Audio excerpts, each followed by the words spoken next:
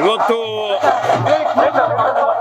ವೀರನಹೊಸಳ್ಳಿಯಲ್ಲಿ ನಾಗರಹೊಳೆ ಹುಲಿ ಸಂರಕ್ಷಿತ ಪ್ರದೇಶದಲ್ಲಿ ಈ ವರ್ಷದ ದಸರಾ ಮಹೋತ್ಸವದ ಮುನ್ನುಡಿ ಅಂತ ಹೇಳ್ಬೋದು ಗಜಪಯಣ.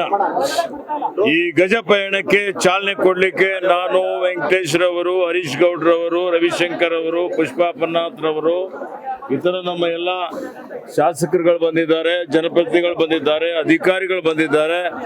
ನಾವೆಲ್ಲ ಸೇರಿ ವಿದ್ಯುಕ್ತವಾಗಿ ಆನೆಗಳ ಒಂದು ಪೂಜೆಯನ್ನು ಮಾಡಿದ್ದೇವೆ. ಪೂಜೆಯನ್ನು ಮಾಡಿ ಕಾಡಿನಿಂದ ನಾಡಿಗೆ ಇವತ್ತು ಮೈಸೂರು ನಗರಕ್ಕೆ ಈ ಆನೆಗಳನ್ನು ಬೀಳ್ಕೊಡುವಂತ ಒಂದು ಕಾರ್ಯದಲ್ಲಿ, ಪವಿತ್ರವಾದಂತಹ ಕಾರ್ಯಕ್ರಮದಲ್ಲಿ ನಾವೆಲ್ಲ ಭಾಗವಹಿಸ್ತಾ ಇದ್ದೇವೆ. ನಾನು ಅರಣ್ಯ ಸಚಿವನಾಗಿ 3ನೇ ಸಲ ಇಲ್ಲಿಗೆ ಬರ್ತಾ ಇದ್ದೇನೆ. ಈ 3ನೇ ಬಾರಿಯೂ ಸಹಿತ ಇವತ್ತು ಇಂಥ ಒಂದು ಪವಿತ್ರವಾದಂತಹ ಕಾರ್ಯಕ್ರಮದಲ್ಲಿ ಭಾಗವಹಿಸಲಿಕ್ಕೆ ನನಗೆ ಅವಕಾಶ ಸಿಕ್ಕಿದ್ದಕ್ಕಾಗಿ ನಾನು ಕೃತಜ್ಞತೆಗಳನ್ನು ಸಲ್ಲಿಸ್ತಾ ಇದ್ದೇನೆ. ಅದೇ ರೀತಿಯಲ್ಲಿ ಇವತ್ತೇನು ವಿಶ್ವವಿಖ್ಯಾತ ದಸರಾ ಮಹೋತ್ಸವ ಪ್ರತಿ ವರ್ಷದಂತೆ ನಾವು ಅತ್ಯಂತ ವಿಜೃಂಭಣೆಯಿಂದ ಆಚರಣೆ ಮಾಡ್ತಾ ಇದ್ದೀವಿ. ಇವತ್ತು ಅದರ ಪ್ರಮುಖವಾದಂತ ಒಂದು ಆಕರ್ಷಣೆ ಅಂತ ಹೇಳಿದ್ರೆ ಜಂಬೂ ಸವಾರಿ. ಈ ಜಂಬೂ ಸವಾರಿಯಲ್ಲಿ ಪ್ರತಿ ವರ್ಷ ತಮಗೆಲ್ಲ ಗೊತ್ತಿದೆ, ಅರ್ಜುನ ಆನೆ ಸುಮಾರು 8 ಸಲ ಇವತ್ತು ಅಂಬಾರಿಯನ್ನು ಹೊತ್ತು 750 kg ಇವತ್ತು ಅಧಿದೇವತೆ ಚಾಮುಂಡೇಶ್ವರಿಯ ವಿಗ್ರಹವನ್ನು ಹೊತ್ತು ಇವತ್ತು ಆ ಒಂದು ಮಹೋತ್ಸವದಲ್ಲಿ ಭಾಗವಹಿಸಿದ್ದು ನಮಗೆಲ್ಲ ನೆನಪಿದೆ. ಇವತ್ತು ದುರದೃಷ್ಟವಶಾತ್ ಅರ್ಜುನ್ ನಮ್ಮ ಮಧ್ಯದಲ್ಲಿ ಇಲ್ಲ.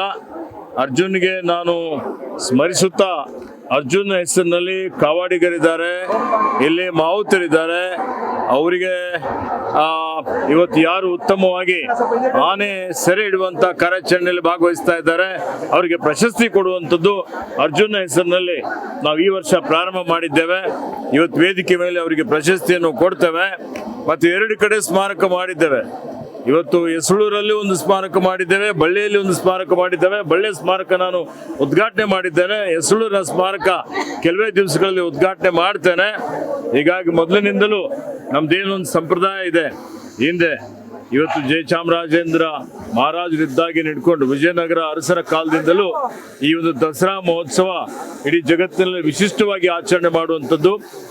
ನಮ್ಮ ಕರ್ನಾಟಕ ರಾಜ್ಯ ಮೈಸೂರಿನ ದಸರಾ ಸಾವೊಂದು ನಿಮಿತ್ತ ಈ ವರ್ಷವೂ ಸಹಿತ ಇವತ್ತು 9 ಆನೆಗಳು ಈಗ ಇಲ್ಲಿಂದ ಮೈಸೂರಿಗೆ ಹೋಗ್ತಾ ಇದ್ದಾವೆ, ಅರಮನೆ ನಗರಿಗೆ ಹೋಗ್ತಾ ಇದ್ದಾವೆ.